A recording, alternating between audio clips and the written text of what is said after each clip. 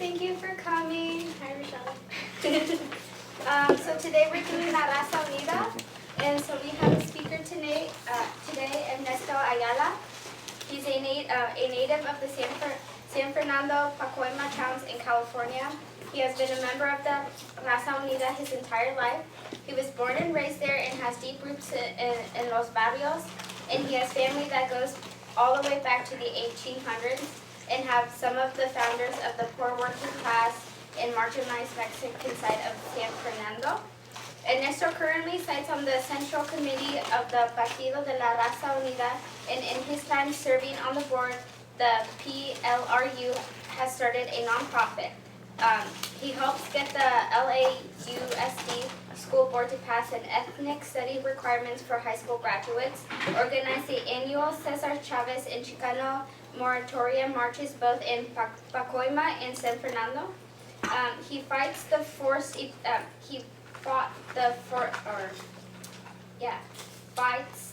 eviction of nearly 8,000 residents in Pacoima, Somar, and San Fernando barrios, and together with the National Brown Berets opened up a community center in the heart of Pacoima, one of the LA's most economically poorest barrios. Ernesto also has been elected to sit on the local neighborhood council for Pacoima, where he has worked.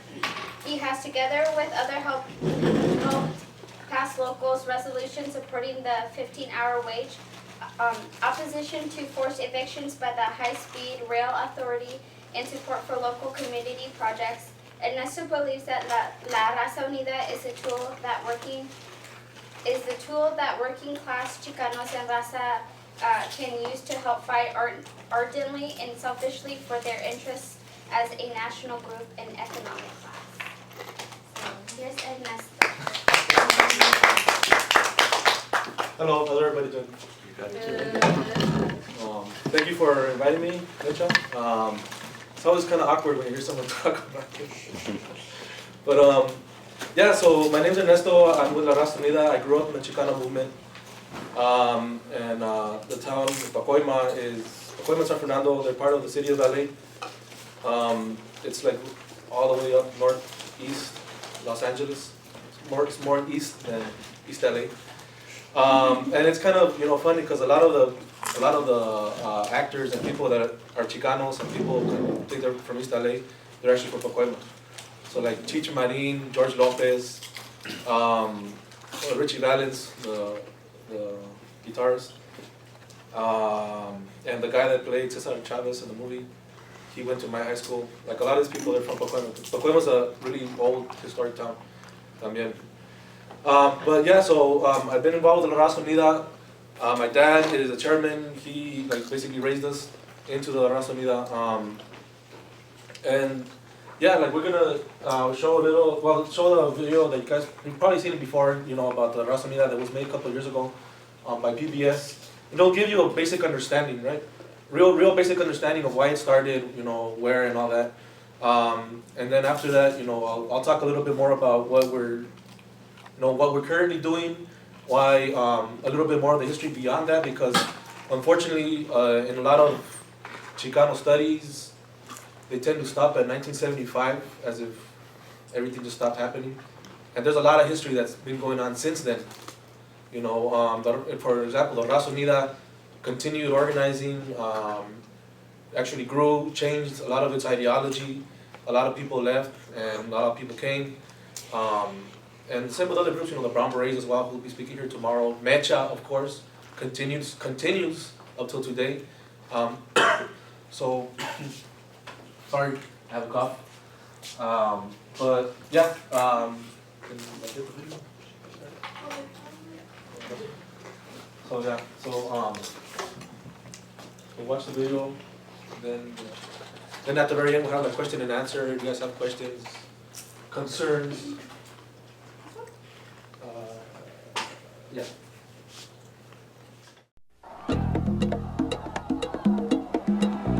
In the 1960s, a new generation of Mexican Americans created a militant social movement in response to the anger and frustration that had been building for so many years within their community. In California, in Texas, they demanded humane treatment in the fields where they labored.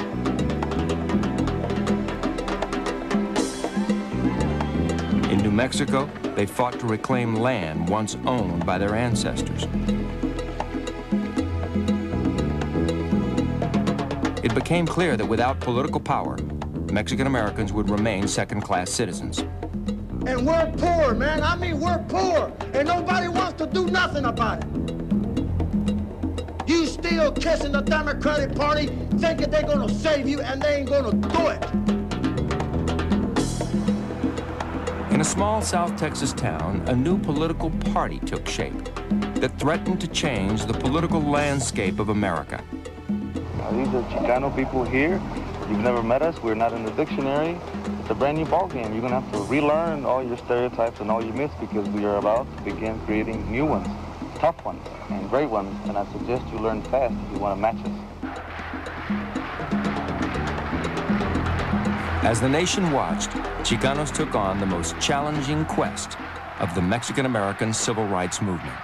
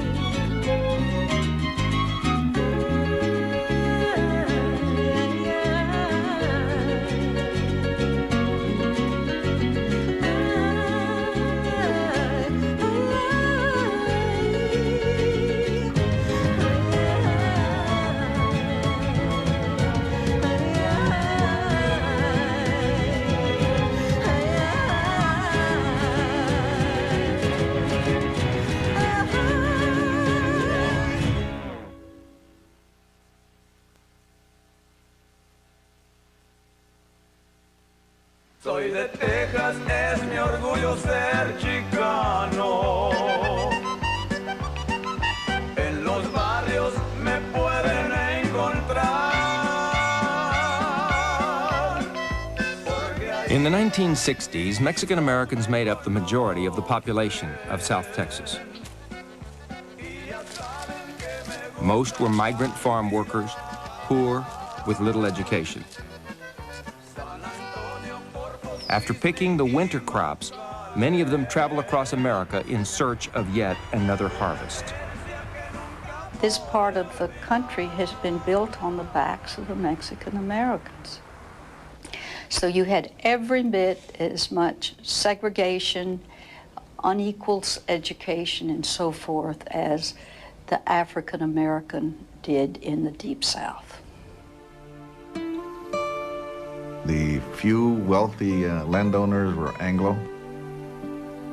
The huge majority of the population was locked into a labor pool of just reserve labor. Owners of businesses were all Anglos. I don't recall in the downtown area a single Mexican-American business when I was growing up. In Crystal City, where Jose Angel Gutierrez grew up in the 1940s and 50s, Mexican Americans accounted for 85% of the population, but they had no political representation. For years, Mexican Americans had been denied the right to vote by obstacles like poll taxes, literacy tests, and gerrymandered voting districts. You take a county where we might be the majority of the population. Well, what the Anglo establishment had done was to divide the county in such a way that it was simply impossible for Mexican Americans to really gain political power. We had the poll tax back then. Most people did not have the money, and if they did, they had the sense not to spend it on the privilege of voting, because it was always white candidates, and that was always the results. The situation was people were, in many cases, denied the right to vote because they didn't speak English.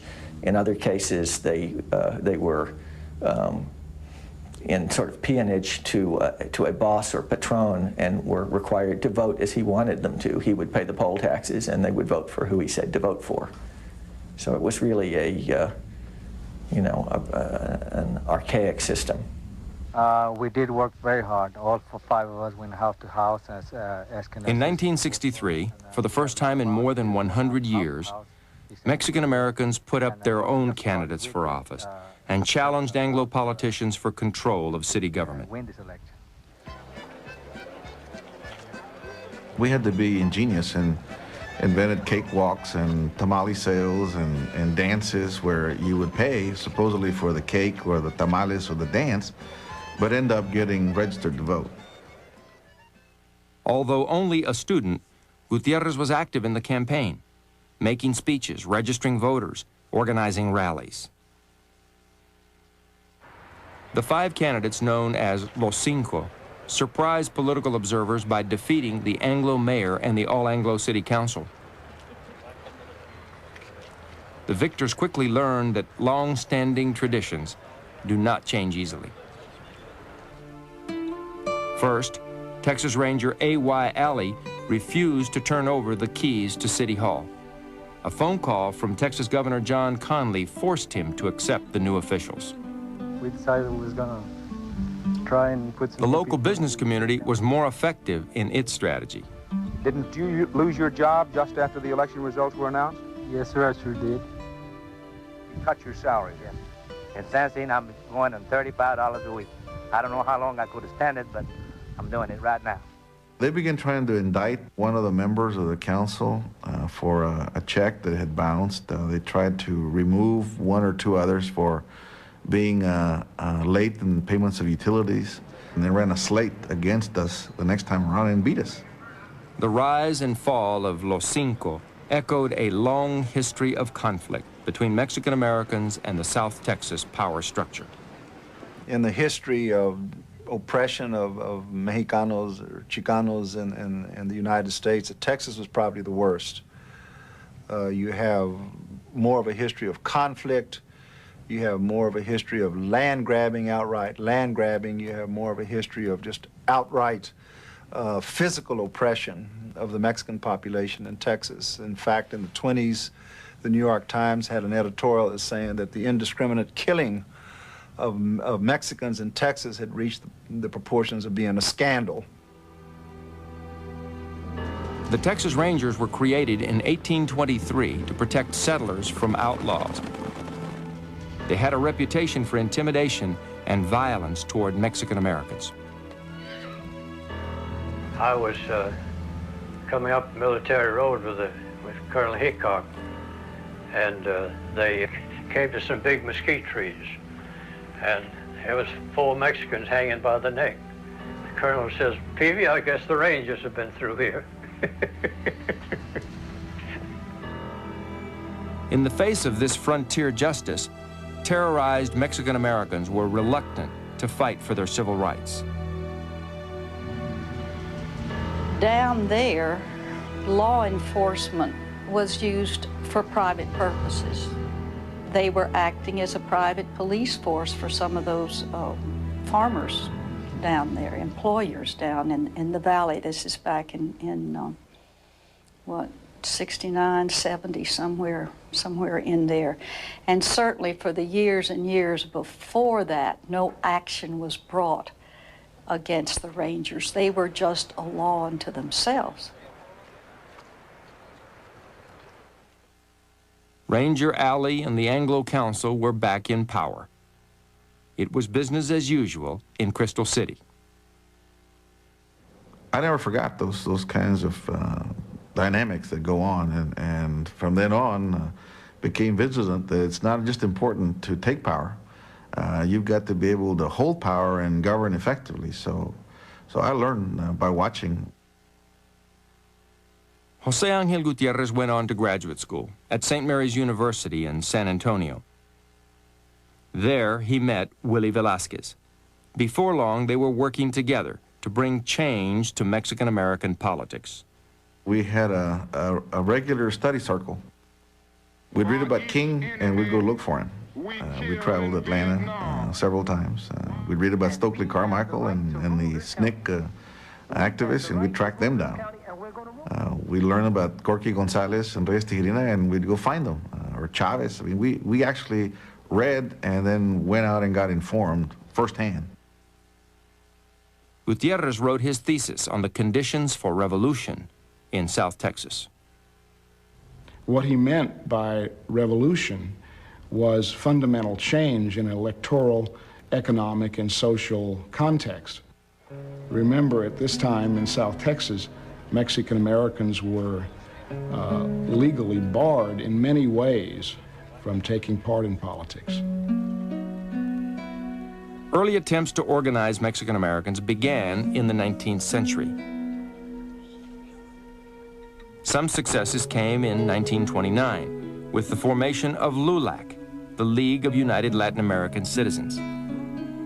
LULAC was very much aware of the oppression which Mexican Americans were experiencing in South Texas. They're very successful in breaking down some discriminatory barriers in the area of education, in the area of employment, in the area of health services.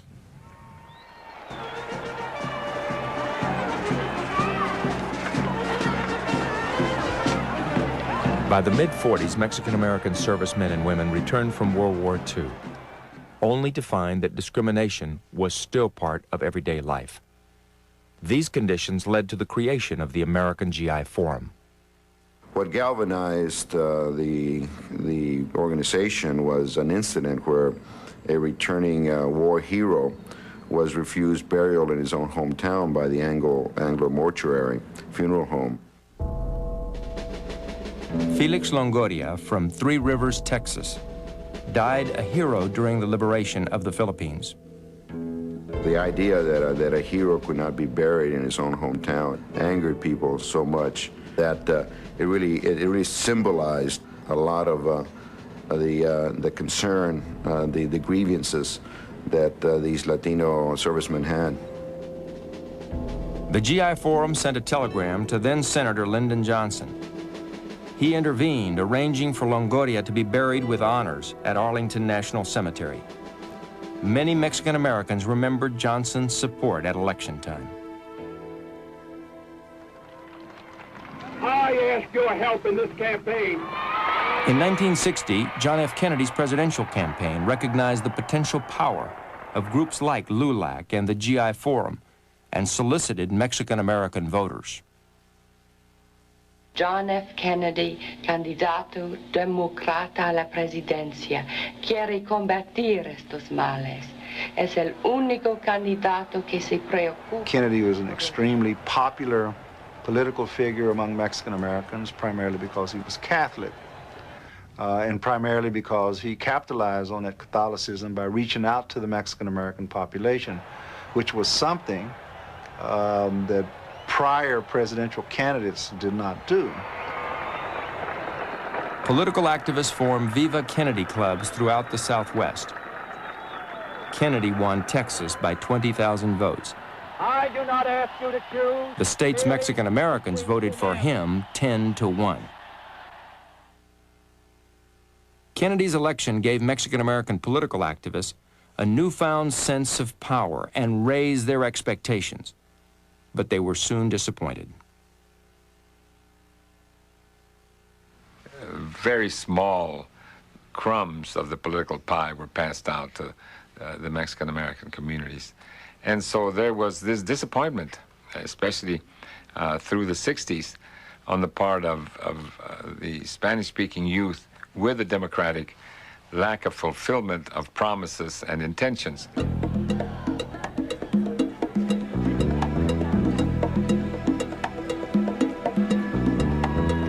Chicano activists, impatient for change, believed they had better strategies for getting political power than those of the previous generation.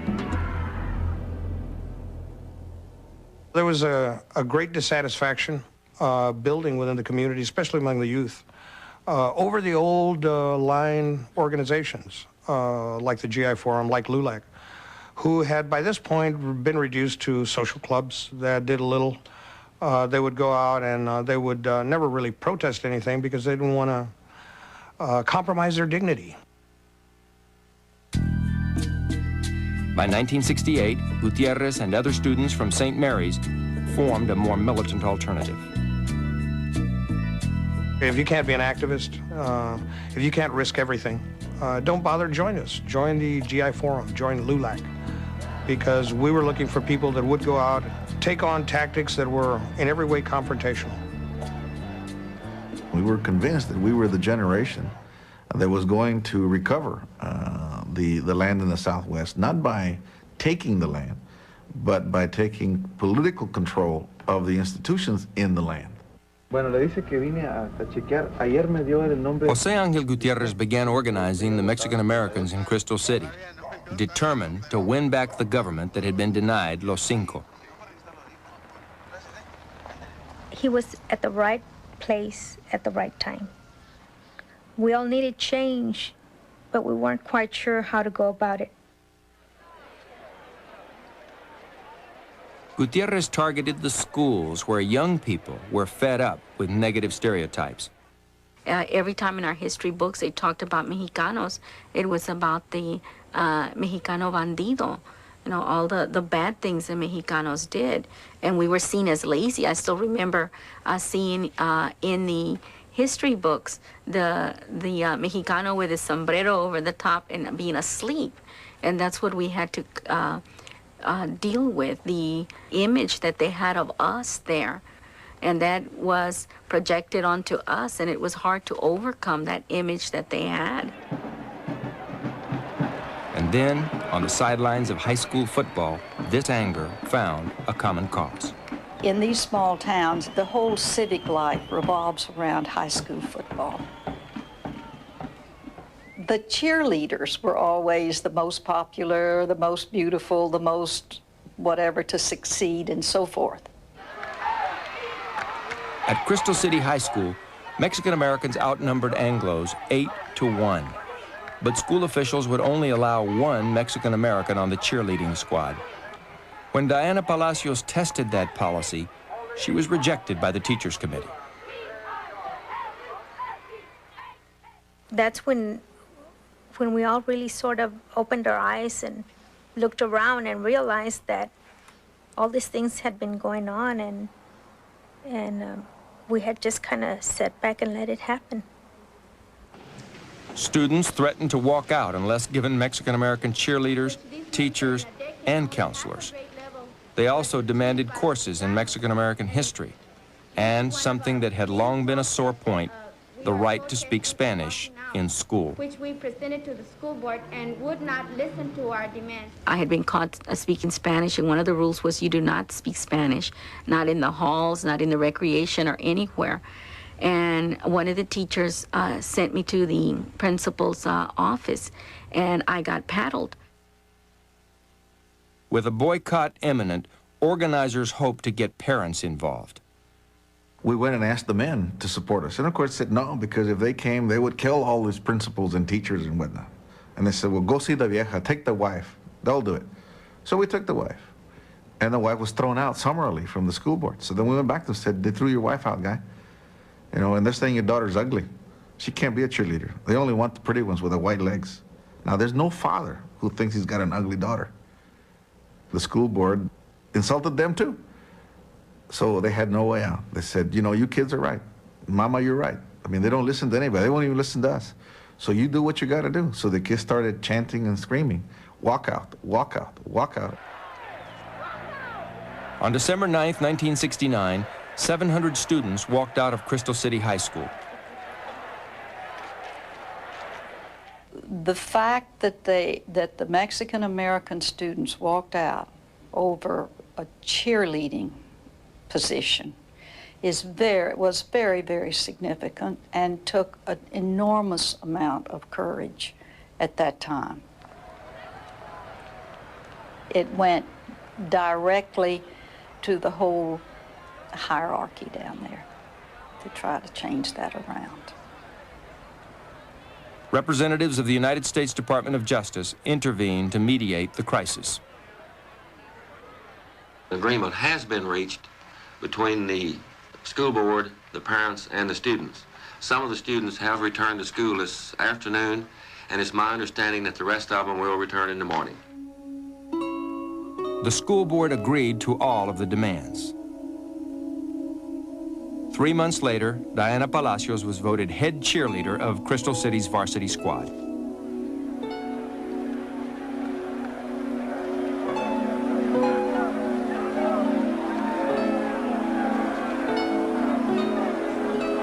Building on this success, Mexican Americans in Crystal City created their own political party, La Raza Unida, the United People. We no longer accept the fact that we are powerless and need to be complaining about our powerlessness. We know we're powerful. We know we can be organized. We know we can triumph. We know that our destiny is not tied to holes in the fields, but tied to much greater and loftier goals and levels, if we would only take the step in that direction. La Raza Unida is an example of this kind of step. It was very clear in the minds of everybody there that a political party was important because, you know, we had come to the conclusion that the Democratic Party and the Republican Party were one and the same. You know, it was the same animal with two heads. For the first time since the defeat of Los Cinco, large numbers of Mexican Americans registered to vote in Crystal City. This time, they registered for the Raza Unida party. The party found its greatest support among women. 95% of the people that were registering voters and getting people out to the polls were women. And yet we didn't have a say-so in the decision-making process. We actually had a walk-in to one of their meetings and said, hey, we don't want to be the tamale makers and the workers, and we don't want to be the busy bees, you know, we really want to be part of the decision-making process. And at that time, half the men broke off of Raza Unida, and they said they didn't want to be part of it if the women were going to be involved. The group split because of that. As the party launched its campaign, women proved to be strong organizers. When women came into the party, they fell into this greater context of La Familia de la Raza. So when we organized or went out to recruit people, we went out to recruit wives, mothers, girlfriends, sisters, sisters-in-law. And because of the context of political familism, it was easy for us to recruit women.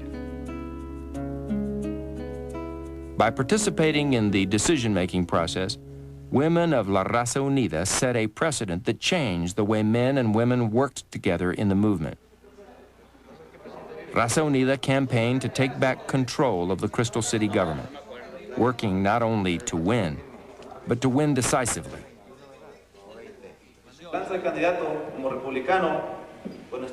Raza Unida platform was bilingual education, regulation of public utilities, farm subsidies, an equitable tax structure, all of the issues that appealed to a working class population was essentially the backbone of the Raza Unida platform. So on election day, in April 1970, out of 16 possible races that we could win, in the school board and the city council, we won 15. It was a total wipeout, just about.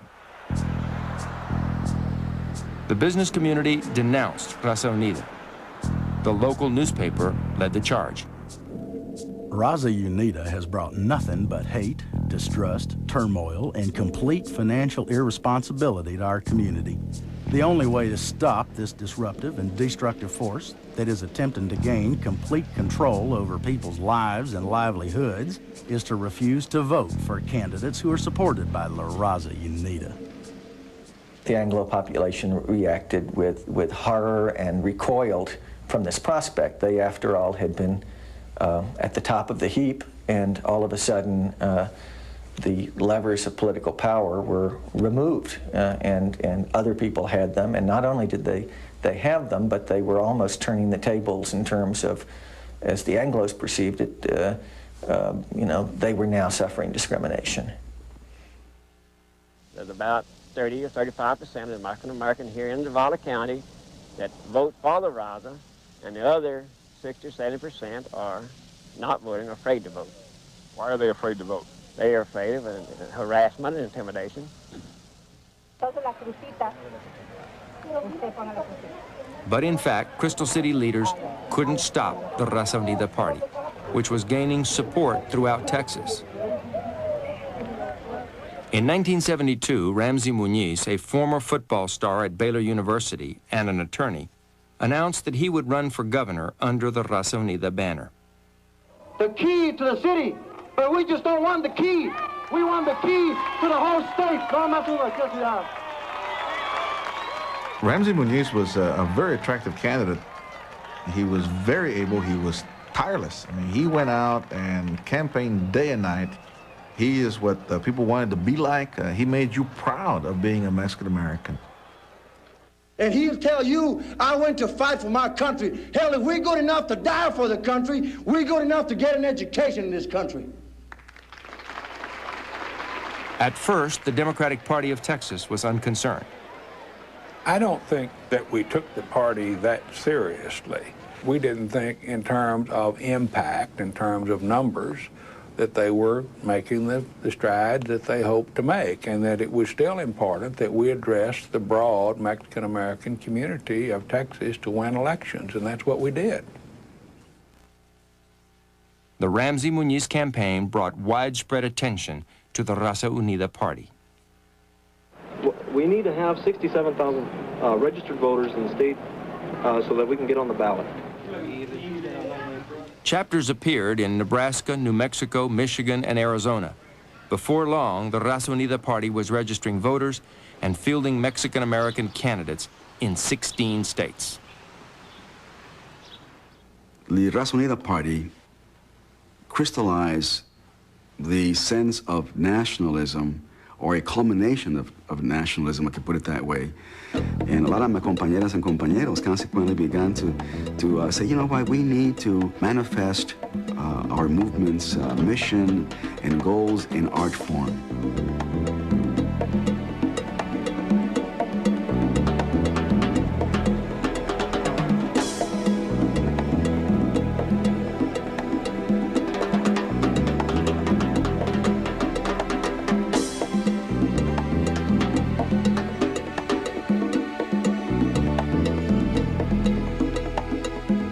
Talking about politics and talking about struggle and power, but we were talking about art form and poetry and talking about writing, you know, and it was a very psychological, liberating force, what I call the decolonizing of our minds, to not only promote an identity of Chicanismo or you know, who we were as an indigenous people, but more importantly, as creators.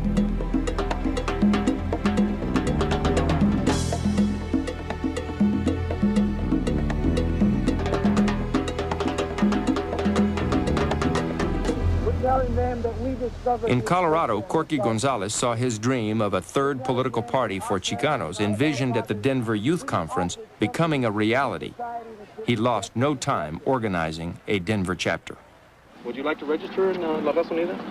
How do you spell that? But in Los Angeles, Raza Unida produced division in the Mexican-American community. So that we can get on the ballot.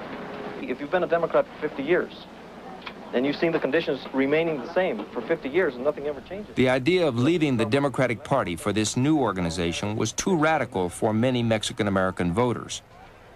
But Chicano activists saw it differently. We can start working to elect our own things, elect our own candidates. It takes you about a minute to register. The positives were that for the first time we had our own party. On the negative side, however, was what happened with Raúl Ruiz and Richard Latorre electoral campaign in Los Angeles, which was pitting Mexican against Mexican. We're tired of everybody saying it's not our jurisdiction. Assemblyman Richard Alatorre was the incumbent. And the reason that we ran in this race was primarily to challenge the Democratic Party. Raúl Ruiz, a young college professor, was the challenger. All poor urban people are going to vote Democrat. And if Raúl Ruiz was a Raza Unida candidate, and the party, the Democratic Party, had not historically been responsive to our needs. So we knew the need. I mean, we saw the logic and the virtue in taking on another Chicano Democrat. The idea of a third party was particularly offensive to those of us who had been working for change within the Democratic Party or the Republican Party. Young people were much more open to the idea of a third party, of an ethnic party, than some of us who had been around, and sort of the GI Forum, LULAC folks. Ruiz lost, but his Raza Unida campaign took a substantial number of votes from the Democratic Party. For the first time in decades, a Democrat had lost to a Republican in the 48th Assembly District of Los Angeles. Do you feel that the Mexican American is going to desert the Democratic Party this time around? Not at all. I don't think so. Why should they? Democratic Party is the only party that's ever done anything for the Mexican Americans. You might know that. Vital government services controlled and provided by what is Many Mexican Americans argued that the Democratic Party hadn't done enough. On the City Council of Los Angeles, made up of 15 members, not a single Chicano. Of the 5 members of the County Board of Supervisors, there has never in its 100-year history been a member from a minority community. The state legislature numbers 120, yet you will find only 2 Mexican Americans, both in the lower house. We have no U.S. senator in Congress, and only a single congressman sits in the House of Representatives.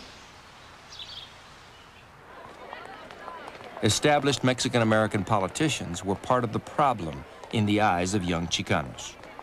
So many of us who were just barely getting our feet wet in terms of our political baptism at this time were becoming very angry and disillusioned at everything that represented the institution, not to trust anybody who represented the system, and that we felt that they had not done enough and that they had, in fact, sold out. Back in Texas, Jose Angel Gutierrez and the Raza Unida grew increasingly militant. We recognize that the barriers to our integrating into the society and to uplifting ourselves is the gringo who's put the barriers, who makes us, drop out of school, who keeps us in bad health, who doesn't pay us good wages, who prohibits our unions, and so on and so on and so on. So until we get rid of those elements, we're not going to progress. We're not going to be free. So yes, the gringo must go. An Anglo group called the Citizens Committee denounced Gutierrez. He has advocated publicly the killing of gringos. Does this mean only a certain age group of gringos? Or does it extend to the children, too? At what age does one draw the line? Where does the insurrection begin? Henry B. Gonzalez, the first Mexican-American from Texas elected to Congress, also had something to say. As having a responsibility to smoke out and to expose these false and mistaken voices of hatred. I feel that I fought against those in the majority who were preaching the same hatred 12 years ago in a different context, that I have the same responsibility to expose it among the minority, even if it is the minority from which I emerge. That became the central part of my life, to be a militant, to be an activist, to be radical in the design of solutions. Because if you're anything less than radical, if you're just simply moderate, you're part of the problem. And certainly if you're not engaged and involved, then you are the problem. Gutierrez's friend Willie Velasquez from St. Mary's days left Raza Unida to pursue the more moderate strategy of voter registration within existing parties. We as people trying to get people elected. He was opposed to the notion of the creation of a third political party that was specifically set up for Mexican Americans. So for him it was a very tactical kind of choice of saying that's not going to work, and that's why we can't go towards a third political party. It wasn't that he was trying to be apart from the Raza Unida. He just didn't believe in an ethnic party, so it violated our sense of integration, a sense of trying to build a pluralistic, multi-ethnic, multiracial society that to try to set up barriers was not what we're about. What we're trying to do is to knock these barriers down. The very existence of the Raza Unida party raised a fundamental question. Is it better to work within the existing political system or to be totally independent of it? The very people that are in those buildings, they're all on welfare. Corky Gonzalez believed that to have a real voice in politics, Mexican Americans needed their own party. My feelings were of having a party that would serve its people, not a party that is serving a governor or serving some senator or serving the president of the United States, to serve their people. We've had civil rights legislation for many years now, but we have also had so many amendments to it that they're not worth the paper written on. Corky Gonzalez was adamant that there was nothing to be gained from supporting Democrats or Republicans. Despite his past rhetoric, José Ángel Gutiérrez saw value in the possibility of forcing concessions from the Democrats and Republicans. He believed Raza Unida votes could be used to gain leverage within the two major parties. People who run for office need to be asked, what you going to do for me and what have you done lately as a prerequisite before giving my vote. Richard Nixon and George McGovern were no different. We asked them those questions then. It isn't going to be a good country for any of us to live in. We didn't want to be attached to Republicans or Democrats. They were both wrong. They had both created damage against us. La Raza Unida stood for our independence, not for some phony politician to make deals. We could have made our own deals. A dramatic confrontation between Gutierrez and Gonzalez was fast approaching.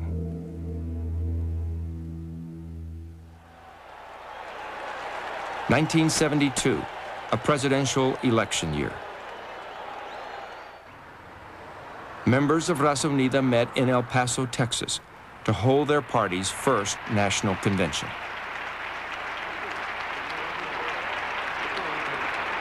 For me, the eye-opening experience was that there were Chicanos all over the country. I mean, places that we typically didn't think in those days you would find Chicanos. And I think for the most part, we were just excited about the fact that we actually had a convention that we were going to. This was a real political party. And for a lot of us, it was educational in the sense that most of us had no clue about how, a political convention works. We knew the word delegates, but we didn't necessarily know what that meant in terms of a convention.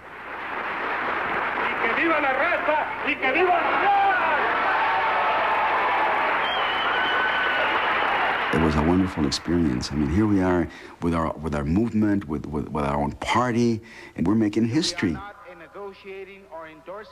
Unfortunately, we had not reached all of our people. I mean, even our own families, we had a lot of confusion about why Chicano, for example? Why call yourself Chicano, We were Mexicano, right?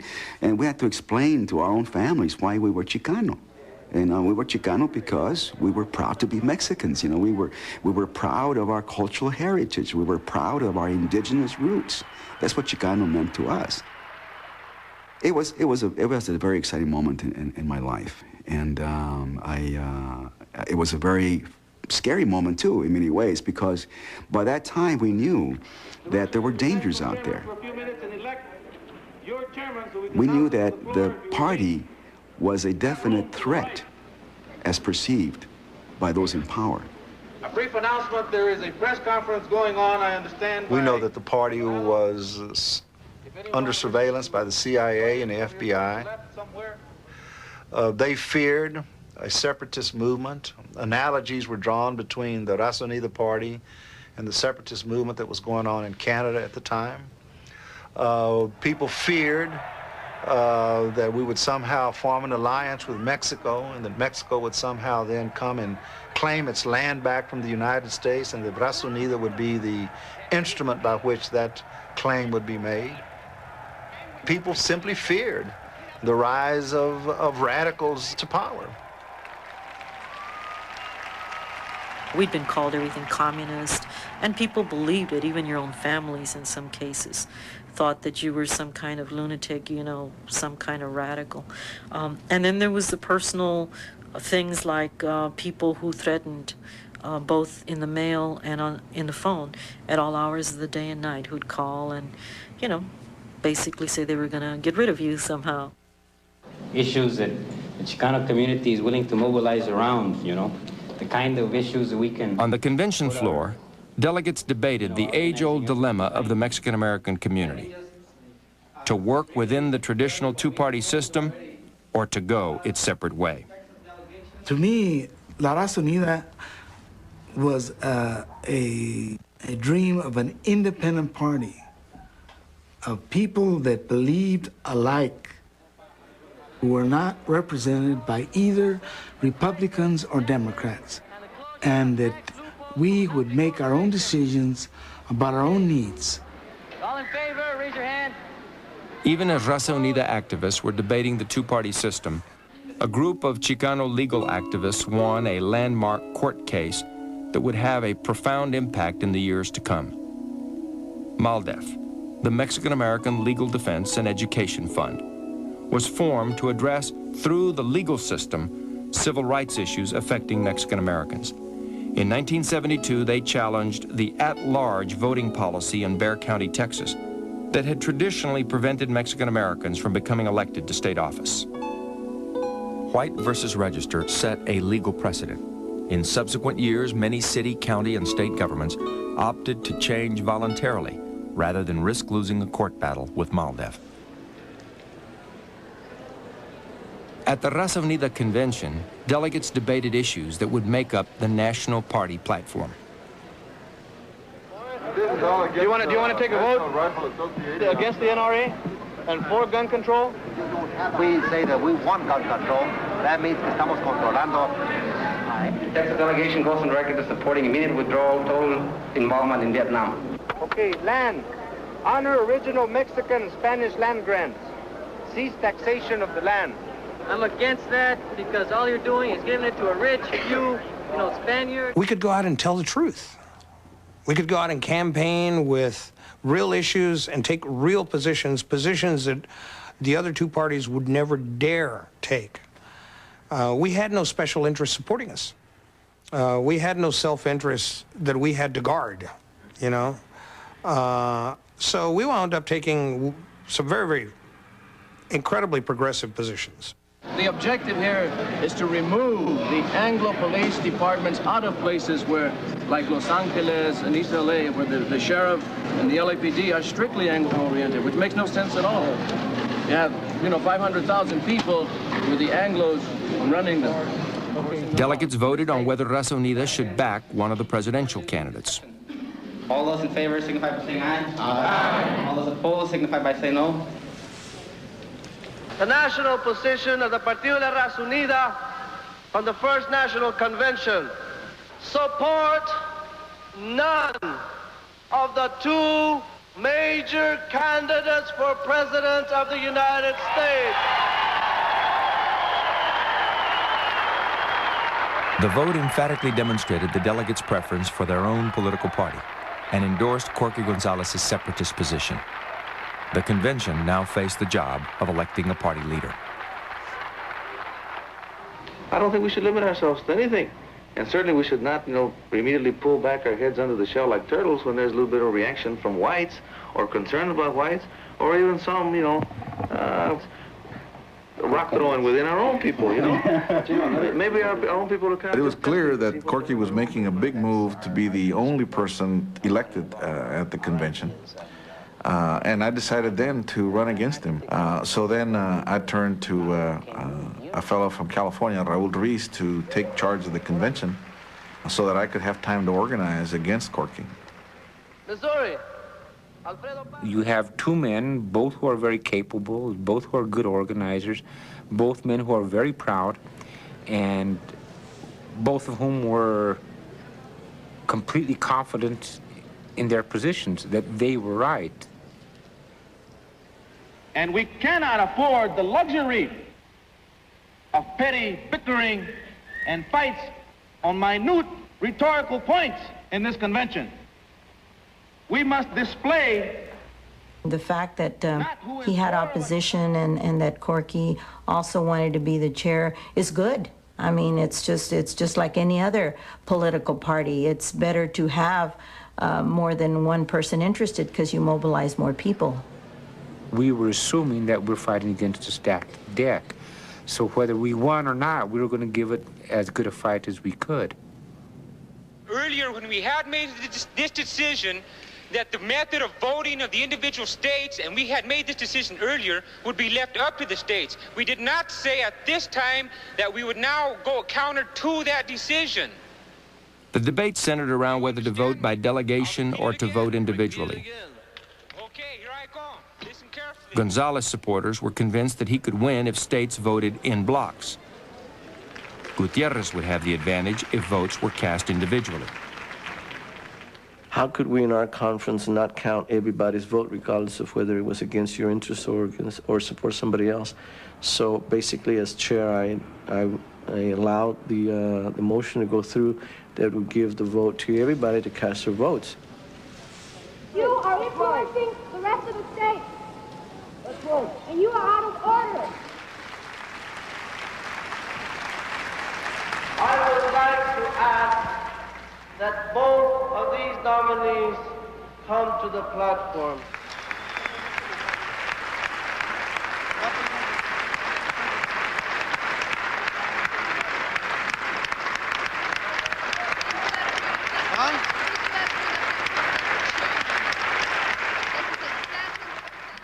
The California vote was split, and as I recall, there was even a half a vote someplace, and God knows how we got to half a vote.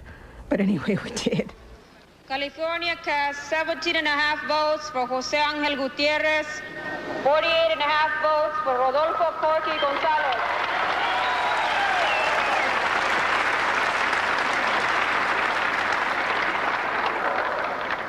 Votando 64 votos a favor de José Ángel Gutiérrez con un abstention. 256 and 1/6 vote for José Ángel Gutiérrez. José Ángel Gutiérrez is the new chairman.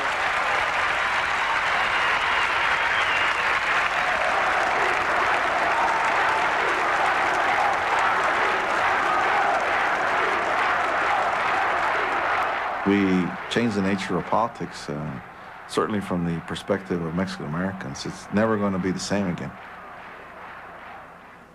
The fact that we said it was okay to take power and to control your own destiny were pretty radical thoughts then. Now it's pretty much accepted, which means we won on that one. Our people are awakening and their eyes are opening.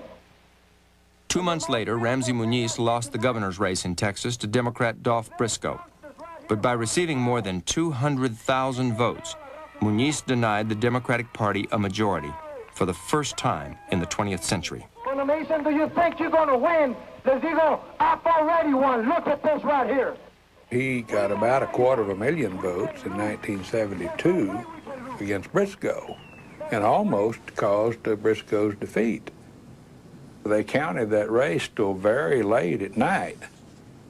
By golly, that was close that night, and he almost pulled off what I think was the plan, and that is, if we can't win, we're not going to let the conservative Democrat win. 6 months after the convention in El Paso, an FBI memo called for tighter surveillance of Corky Gonzalez's crusade for justice. Denver authorities believed that crusade members were armed and dangerous. On March 17, 1973, over 230 Denver police officers surrounded the Crusade for Justice headquarters. Within minutes, a confrontation erupted, lasting for over an hour and a half. Police killed a 20-year-old Crusade member. My best friend was killed. Over 60-some people were arrested. I was shot in the back. 4 police officers were shot. Numerous people were hurt. Later that evening, a Crusade for Justice building was bombed. Fearing for their safety, Crusade members began leaving the organization. The Crusade for Justice would never fully recover.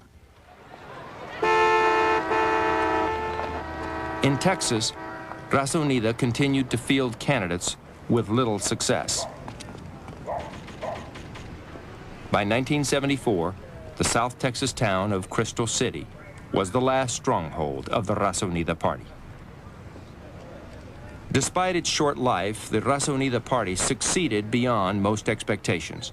It brought inspiration to a generation of political activists who went on to organize within the Democratic and Republican parties. It introduced to the American public a brand new generation of leadership. I think it destroyed forever the stereotype of an apathetic, passive people that were afraid to speak out. Among those influenced by Raza Unida was Willie Velasquez. In 1974, he created the Southwest Voter Registration and Education Project, which encouraged many Mexican Americans to register to vote. In the years that followed, Velasquez worked with the Mexican American Legal Defense and Education Fund to challenge voting laws and policies that kept Mexican Americans from political power.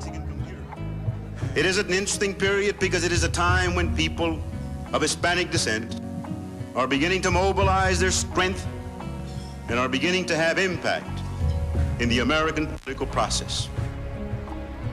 During the next 2 decades, more than 2 million new Latino voters were registered. In 20 years, there would be almost 5,000 Latino elected officials in the United States. Half would come from Texas.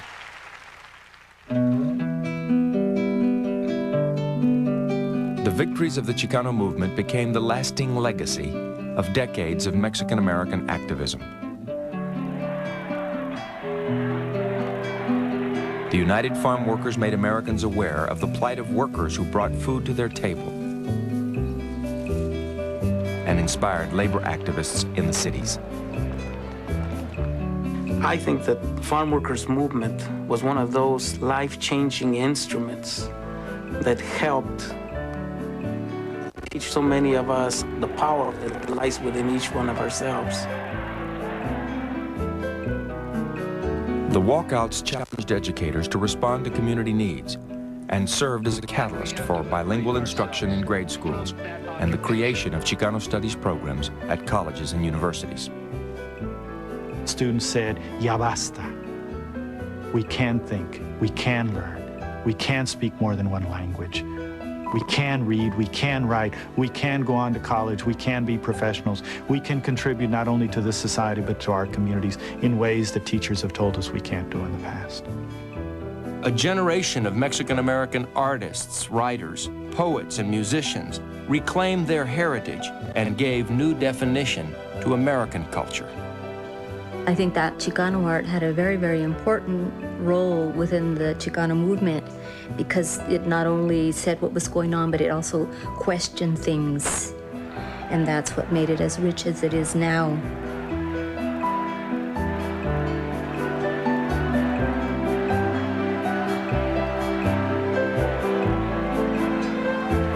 We were young, demanding civil rights, demanding our place in society, demanding access to education, demanding all of the things that we were entitled to as citizens of the United States, as human beings. Chicanos, with a passion for social justice, helped bring about changes that expanded and inspired the meaning of civil rights in America. To learn more about the Mexican-American Civil Rights Movement, visit us on the PBS homepage at the address on your screen. Family sometimes, when you think about like some of the stuff that they say, you know, or the ways they think, you know, and you're like, wow, I mean, this guy, maybe he says he's Chicano or not, but, you know, they believe, they still continue believing in the American dream.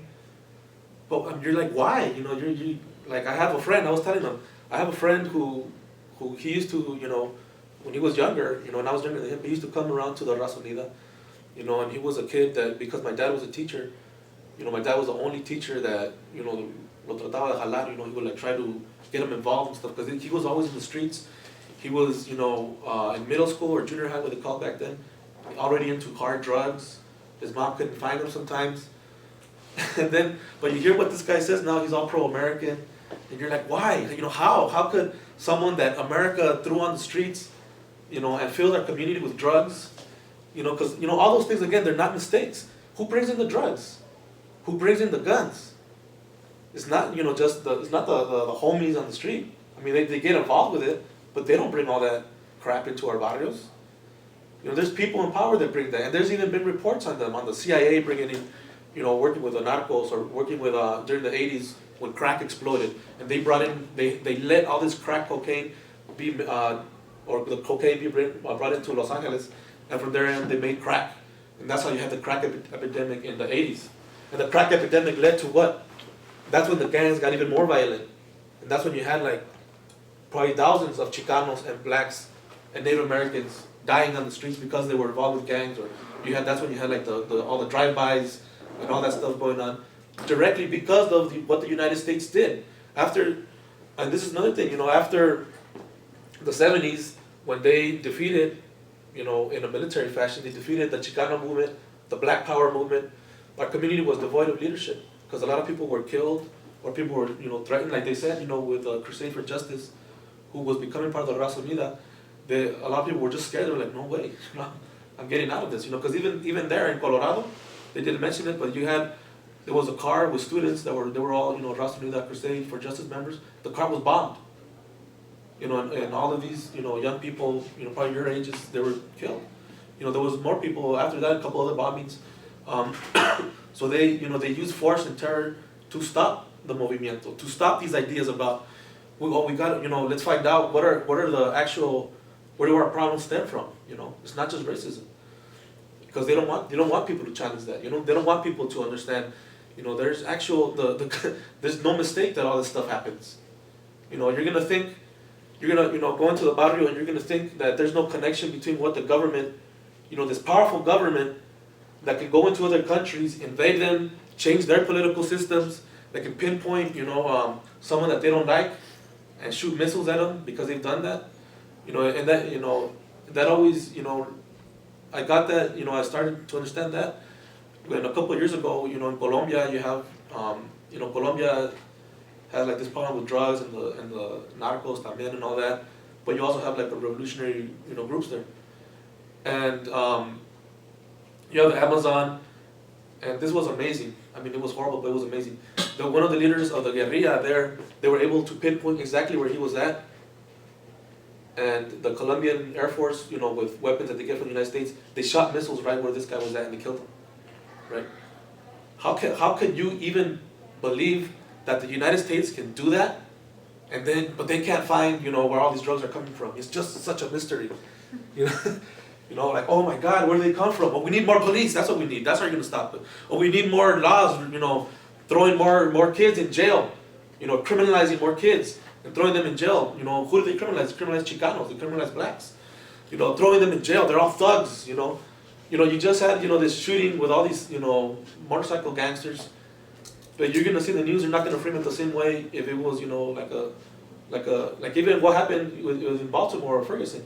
Everybody there was a thug, and they're irresponsible, and where are their mothers? And they put that video of that lady, regañando a su hijo. They didn't even ask her why she did that. She did it because she was scared for her son getting, hurt. But they were saying oh, that's the great mother. She's out there getting her kid out of the streets from being a thug and all this other stuff. But you're gonna actually believe that all these things that happen to our community are a mistake. It's just something that happened. And when you ask why does it happen, they try to make it seem like, oh, well, it's because there's no mothers there, or they're on welfare, or why do you even come to this country and complain? No, it's not a mistake. All of this stuff happens on purpose. There's a reason to it, and that's what you compañeras and compañeros, as the young people, that are, interested, that I would believe that you want to understand more of these things, and, make a change in your community, make a change in your school, you need to understand those things. Because those are vital things, that are going to be a challenge every day, because every day you're bombarded, with all these ideas telling you, oh, just conform and everything's going to be fine. Just wave the flag and do the Pledge of Allegiance, thank America that you're able to come to school. Like if it's even the government was so benevolent to let us come to school, people had to fight for it. I mean, like right here, Miguel was telling me how in the 90s it was Chicanos that had, I think they had a hunger strike, or they took over to get Chicano studies, right? Yeah. Well, you know, all this stuff, and people had to fight for it, so, yes. So I just had a question. I've Yeah. never taken Chicano studies or anything relevant to it, Yeah. but I was wondering, like, where do you get all your sources from? First-hand knowledge, reading, and I mean, there's a lot of books, you know, there's websites, and actually, like a lot of those people, I know them. Like, why isn't it more out there? Well, why do you think it was not more? But all these people that, I don't understand. Sorry, I've never taken like. No, that's fine. Like, why do you mean like why are Chicano studies like not more? It's not more out in the open. Yeah. Does anyone know why?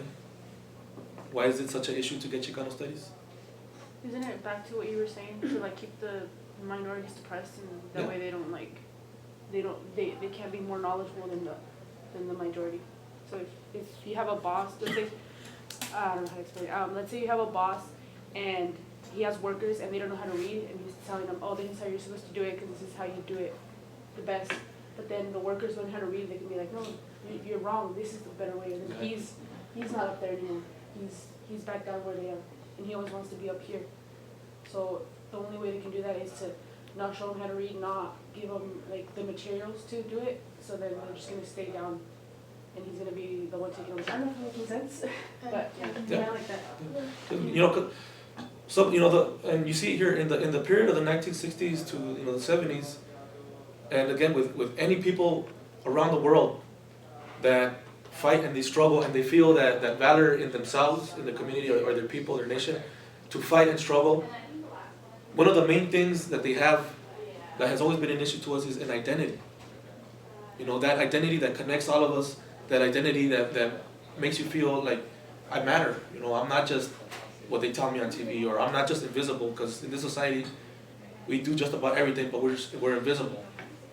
You know, so one of the things is that they do not want Chicanos to know their identity. They do not want us to know, well, I'm a Chicano, I have history here.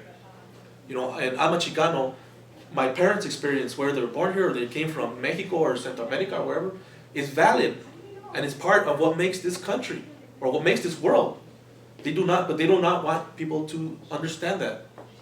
They rather keep us, again, ignorant, thinking that, you know, the narrative that you've been hearing every day since you're a kid going to school, that you pledge allegiance and you thank the United States for everything because God came here and made the United States and everything's fine, you know, thank Uncle Sam, and Obama's the president, so there's no problems at all.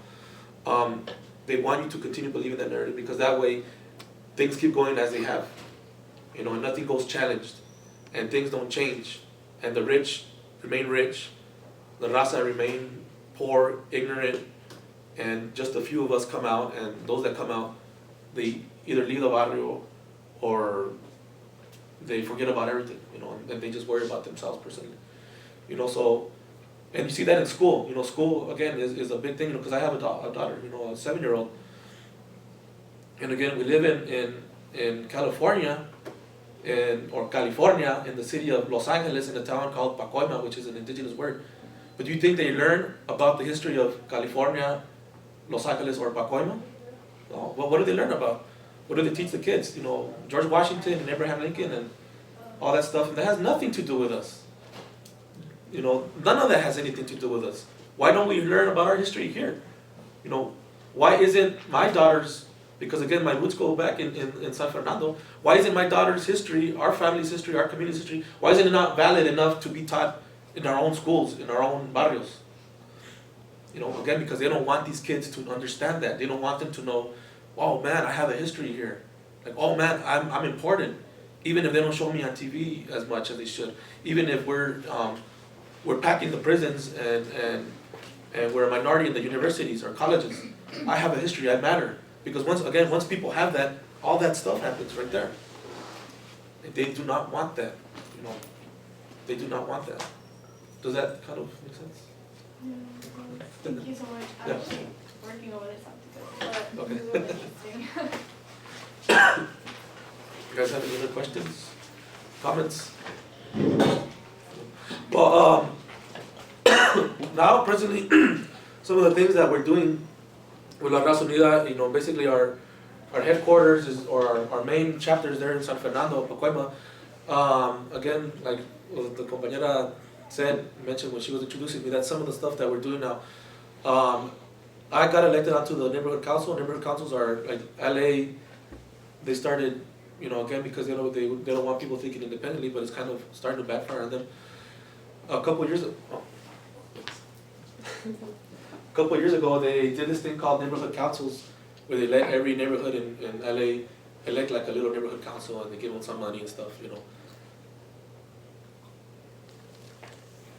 And there's actually been a lot of, you know, activist type people that have gotten elected to these councils, and they're, you know, again, not that that's the answer, you know, even to get elected for like regular, you know, political positions, but it's a step where you could, you know, bring out the issues and talk to more raza, you know.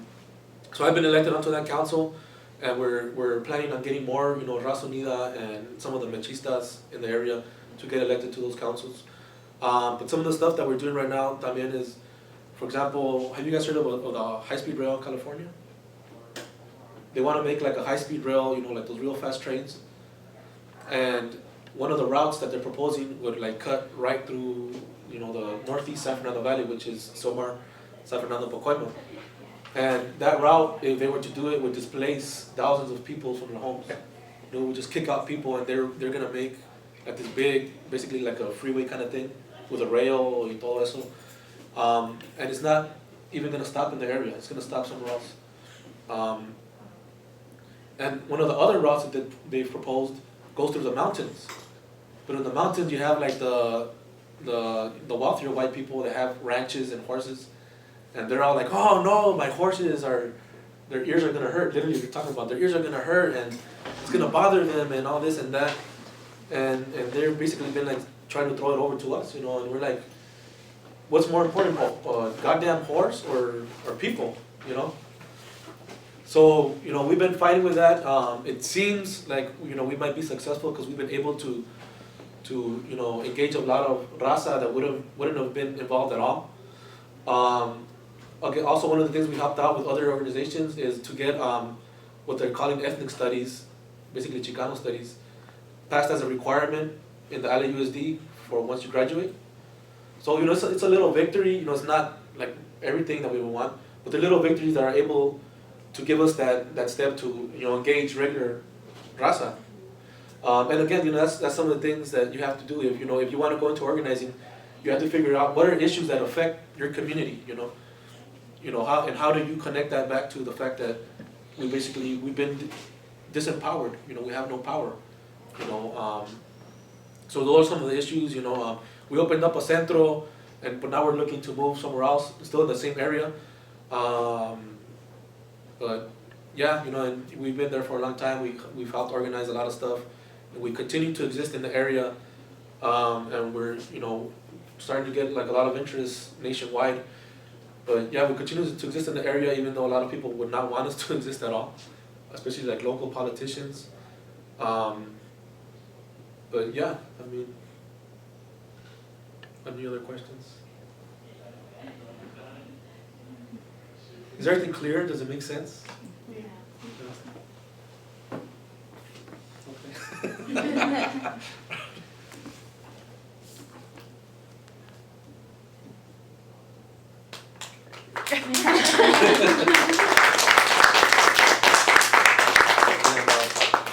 I have some newsletters. We produce a newsletter también.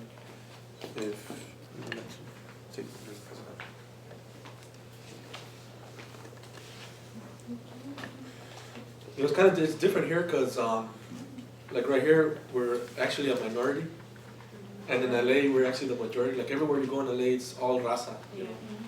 Even like Koreatown or Chinatown, you know, it's Chicanos. Right? Yeah. So it's a big culture shock. But it's nice to know that there's raza everywhere. We're literally everywhere.